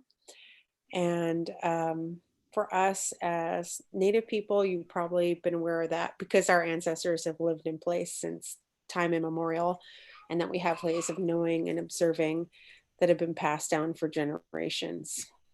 And I also just want to say for a moment that Indigenous science, we wouldn't call it science, we might call it ways of knowing, has a much longer history than Western science. And Western science is always catching up with that. So, like I said, it all goes back to time immemorial, and when the earth was referred to in the dominant society today as being thin.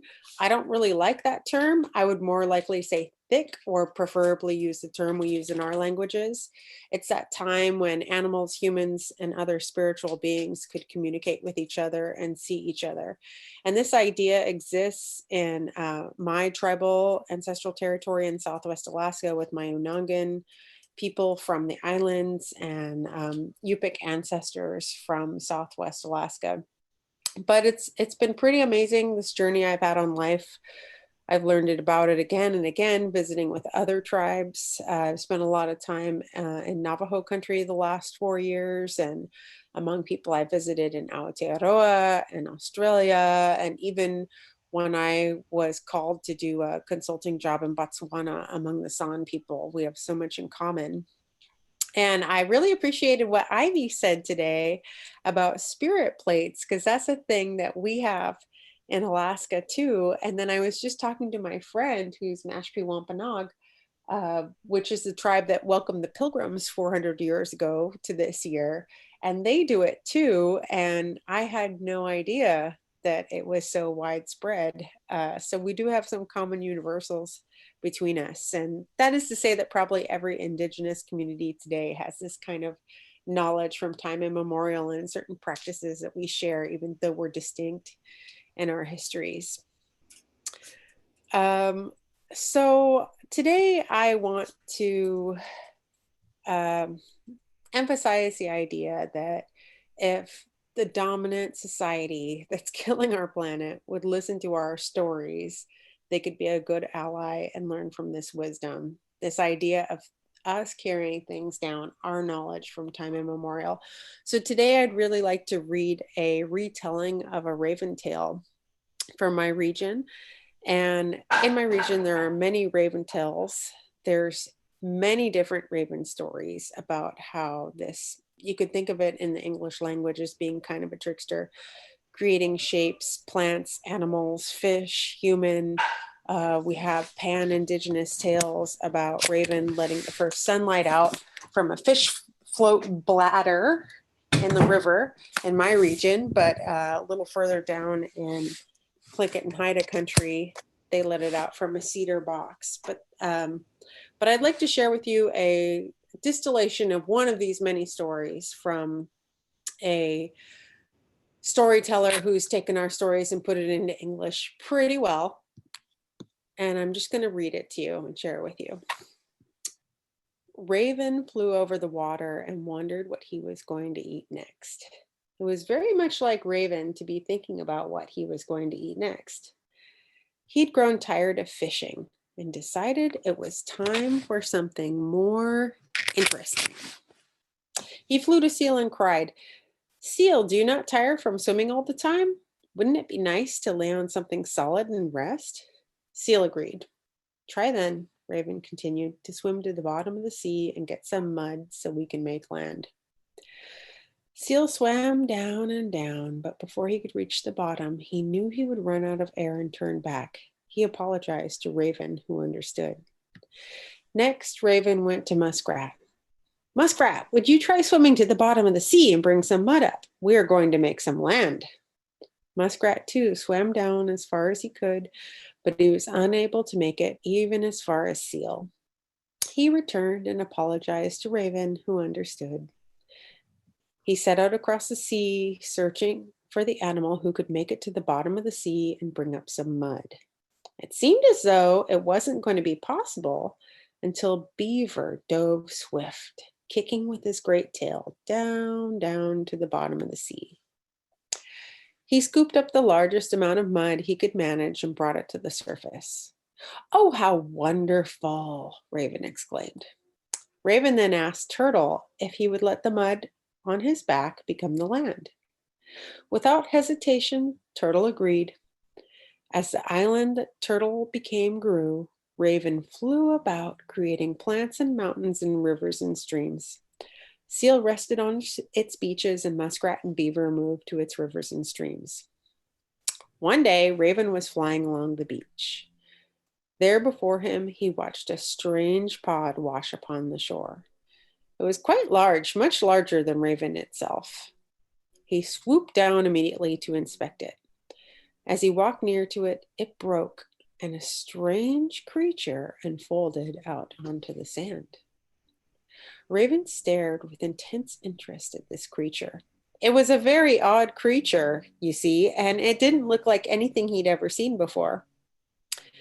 Raven went closer as it began to move. That thing stretched this way and that before standing up on very long legs. Looking around, the creature asked, "What am I doing here?" Raven was perplexed by this question. For as long as he could remember, all the creatures knew what they were doing at this place. There was no need for question. But Raven was so enchanted by the creature, he decided to help it. "You're here to be," Raven said. "Be what?" Creature asked. "Be yourself," Raven replied. "Who am I?" the creature asked. Raven cocked his head to the side in soft amazement. The question of the creature held him in a muted grip of awe. No animal had ever thought of itself as a who before. They had always identified themselves as whats.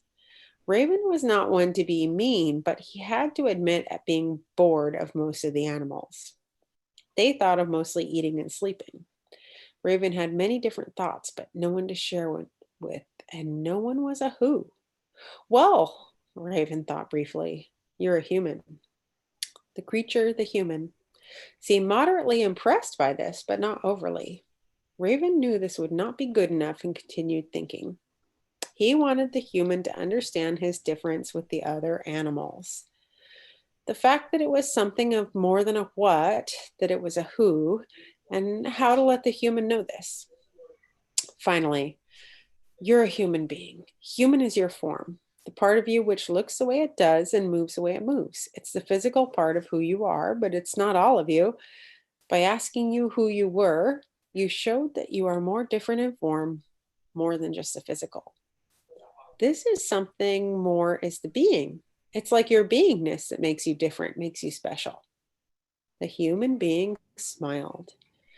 After a bit, the human being said the first important thing. I'm hungry. Well, Raven thought, it was bound to happen sooner or later, this being hungry. Raven showed the human being about berries, and the human being ate and ate. But Raven knew this would not last for very long. Something that is a being likes variety, like Raven does. So Raven went to the stream and created a couple small lumps in the mud. As the human being looked on, Raven swept his wing over the mud lumps, and they came to life and scurried about. The human being became very excited. Catch them, you can eat them, Raven said. And to that, the human being ran about, trying to catch the small creatures. He returned after some time to the stream, munching away on mice and shrews. But Raven could see that even that wouldn't be enough. So he made some much larger lumps in the mud, and after sweeping his wing over them, kicked them into the water, and they swam off. Catch them, you can eat them as well. And again, the human being ran about, splashing around in the water this time. No, no, beckoned Raven. To catch these, you must be patient. The fish are faster than you in the water. But if you wait patiently, and if you wait still, they will forget you are there, and you can catch them while they swim close. The human being thanked Raven, and after a while was munching on the fish. Before long, the human being said the second important thing. I'm cold. Raven thought for a moment and went back to the stream. In the mud, he made a very large lump. Raven went to a willow and took off its long, skinny branches and stuck them in the mud. After waving his wing over it, the lump turned into a caribou, jumping onto its long legs and bounding off. To catch this, you must be fast and strong. You must be smart. While we're fast and strong, you're not fast and strong enough to catch the caribou on your own. You'll need tools, and you must know how the caribou will move so you know what it will be when your weapon reaches it. It will be much work, but you can catch it. And when you do, take its skin and keep yourself warm. The human being thanked Raven again, and after a while he was warm. But before long, the human being said to Raven, I'm lonely. Raven was at first offended. Was he not interested in enough company? But Raven soon understood. The human did not have a companion as large as himself. Raven went again to the stream and made another lump. He would look at the human being, trying to make some resemblance. He was about to wave his wing over it, but this new human needed a beingness as well. He looked at the human being and noticed a twinkle in his eye. Aha, Raven thought, and he flew up into the sky and plucked one of the stars. He put the star on the new human's forehead and waved his wing over it. The new human being stood up and looked at the man. They looked at each other, noticing they were different. At first, Raven felt badly about not being able to make the new human being the same as the man, but the two human beings assured him this was okay. They liked the differences between them. With this, Raven had an idea. He made it so the two had the power to create more of themselves. When the two human were near each other, their beingness, the stars within them, grew stronger and brighter. Raven called this love, and when the love was strong enough, it made a new being, and this grew in the woman until it had a body of its own. The man and the woman thanked Raven, and after a while there was a large family. The family had no place to live, so Raven showed them how a beaver and muskrat made houses. Soon there were dwellings in a small village. Raven made more caribou and fish. But before long, the human beings were taking much more than they needed. Raven tried to talk to them, but they were unafraid. So Raven went back to the stream and made a very large lump of mud. He found shells and broke them into thin, sharp pieces and put them in the lump in various places. He had made thick lumps for the legs instead of just willow branches, and a big mouth with more broken shells for teeth. The humans had come to see what Raven was making, but when Raven waved his wing over the lump, it jumped up snarling and ran after the humans. It caught one and killed it outright. It was a bear. When the bear left, the humans ran to the dead human and gathered around it in awe and fear. Raven flew down and took the star from it as the humans cried. He flew the star back to the sky. When he came back to the humans, he said, "You can be very happy. You can be as happy as you like, but you cannot forget that everything has the right to be happy as well. And besides, if you're not careful with how much you take, if you take more than you need or make too many of yourselves, what is here will run out. And then you will all starve and die." The human being shook with fear. "I do not say this to scare you. I say this so you will understand the way of things. If you live by this way, you will be very happy for as long as you want," Raven said. "When you are ready to die, I will take your stars as well back to the sky." The human beings were comforted by this and lived with more reverence of that which was around them. They soon began to make more kayaks and to hunt the seals in the sea. And the women began to figure out how to use all the different parts of the animals for making clothes. They made baskets from summer grasses. They taught the men how to use the parts of the animal for their boats. They made clothes that wouldn't let water in. But before long, the human beings had forgotten about that way, because there was nothing to be feared in the sea like the bear on land. Again, the raven went back to the stream and this time made an even bigger lump. He found 2 big willow stumps using his beak to make them sharp and only as long as the strongest part. He put these where the mouth would be. He waved his wing over the lump and it lived. It lumbered into the sea. When the first human being found it, the walrus tore apart his kayak and stabbed him many times. When the body washed up on the shore, the other human beings gathered round it, and Raven took the human star back to the sky. "Remember this way," Raven said, "nothing more." To this day, all human beings know about Raven and the way of human beings. So you see, these stories have a lot of great wisdom. They're old stories from living on land since time immemorial, but you can't even properly access them from reading them, just as I did today.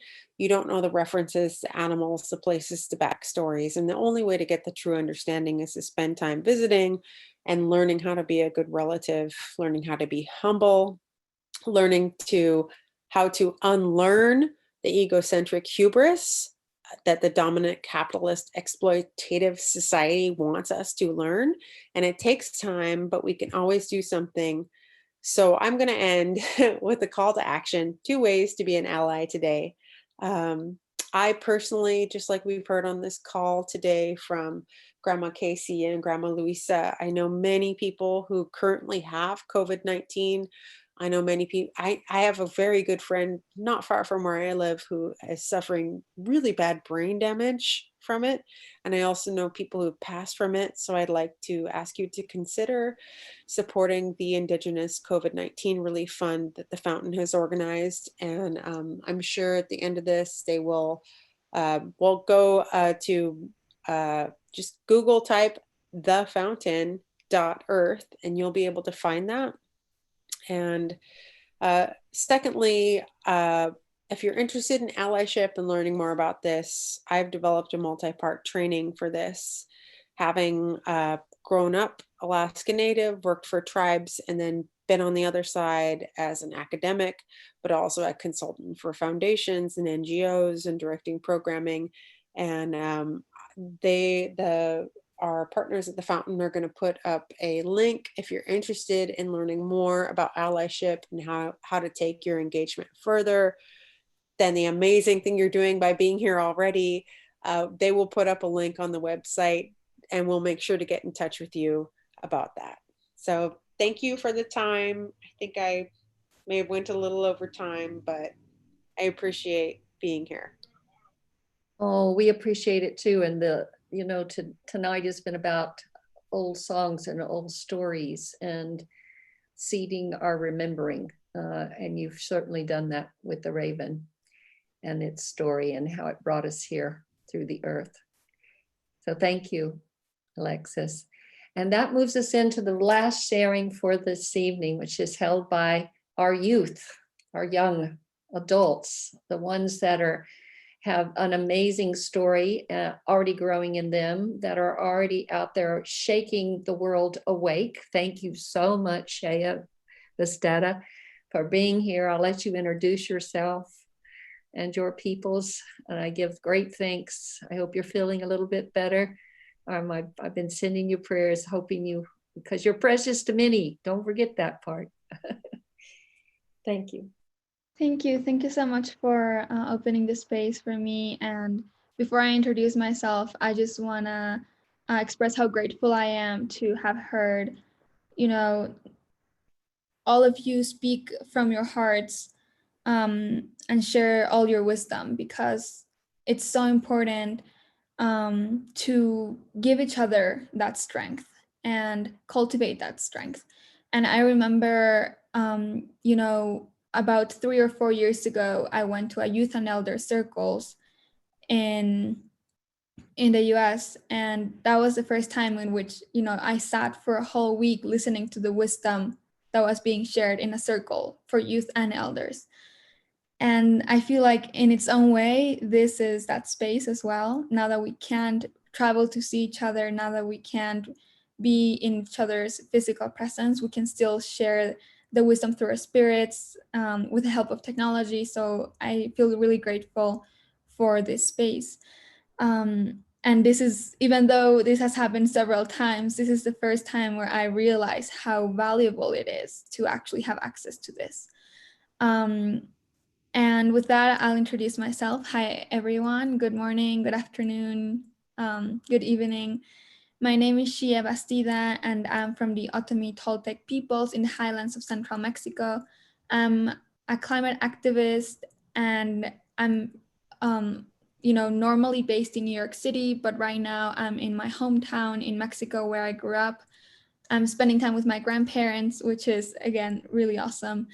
And yeah, like Jyoti said, like grandmother Jyoti said, I was feeling a little sick, but now I'm fine. It was like a one-day thing, but it reminded me how, vulnerable we all are, not only to get sick ourselves, but to contaminate other people. And I think that goes for a lot of different things, not only COVID-19, but, my dad always talks about the valuable thing of having nice thoughts. So he always talks about how it's important to think in a beautiful way. And it reminded me of that, because if we think beautifully, the things that we do will be beautiful, and then the things that we project will be beautiful.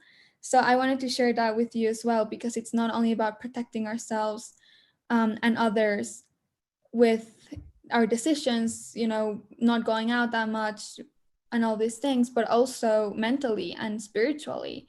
The way in which we cultivate our own thoughts will have an effect with the people around us.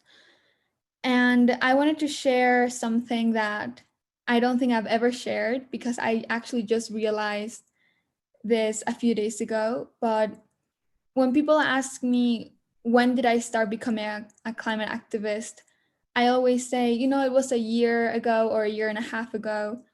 But I realized recently I had this memory of me being in kindergarten and being assigned the role of water protector by my kindergarten teacher. And when I remember that, I immediately wrote it down, because it's so important to realize that there's not a one time in which you suddenly become aware, or you have to grow up to, gather the wisdom or gather experience. but it is actually from the time we are born, we come into this world knowing that we can coexist with Mother Nature. And it's not like my kindergarten, classmates were just keeping the faucet open and letting the water run. They actually weren't, but their role of water protector was still necessary in case one of them slipped away or one of them, made a mistake. So I wanted to share that with you because when we think about water protectors, we don't think of, 4-year-olds who have a little card that say water protector. We think of elders and we think of wise elders. But that memory really showed me that this is something that we all have to do together because it's about our collective consciousness moving forward. It's about all of us maturing mentally. It's about humanity, the consciousness of humanity moving to a higher space.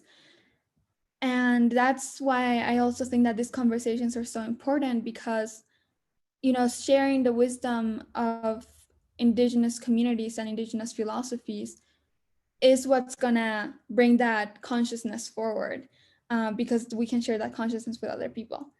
So I just wanted to share a little bit of that and also share that today I spent the whole day apple picking with my grandmother, which is something that I hadn't done in such a long time, and it was just really beautiful. So thank you for opening the space and blessings to all of you. Oh, thank you. Give your grandmother a big hug from all of us, from all these different grandmas from around the planet and all these different beautiful women, including yourself. Thank you very much. I see that your dad is on here as one of the men protecting us life makers during this time. So I'm sending him a big love. I can see him smiling because he's so proud of you and so, you're a shining star in the heavens for us. So I give great thanks for that. So we're at that place and time and we've run a little bit over, so excuse us, but spirit runs and the messages that you received today, I ask that you go and you sit real still for a little while when you finish here. Some of you are around fireplaces, holding a fire with us. Take a moment and let the transmission of what's come through really seep down deep in your heart, in your cells, in your very bones. And take a moment to just give yourself a big hug and know that love starts here before we can turn it to here. And then we can all bring it to here. And that's our moment of honoring. I want to give great thanks for the team that works all behind the scenes to make this happen and are on here now helping us spread this prayer like good, clean water everywhere. I give great thanks for the delegation that has come to us today, once again, to show up here. I know we're all praying that we're going to get to Stockholm, maybe in October if God opens a window, but we also know she has a plan and we will walk with that plan and follow the plan. Her timing is impeccable. I want to take a moment with the fire. I see Jingki's fire and Eleanor are taking care of our grandpa there and honoring the fire that lives in each and every one of us. So may we take a moment to just for one moment, hold a moment of silence so that we can feel our unity.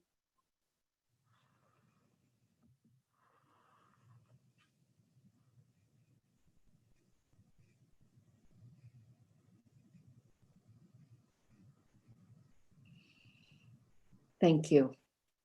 Be the peace you've been praying for. We give thanks, we give thanks, we give thanks.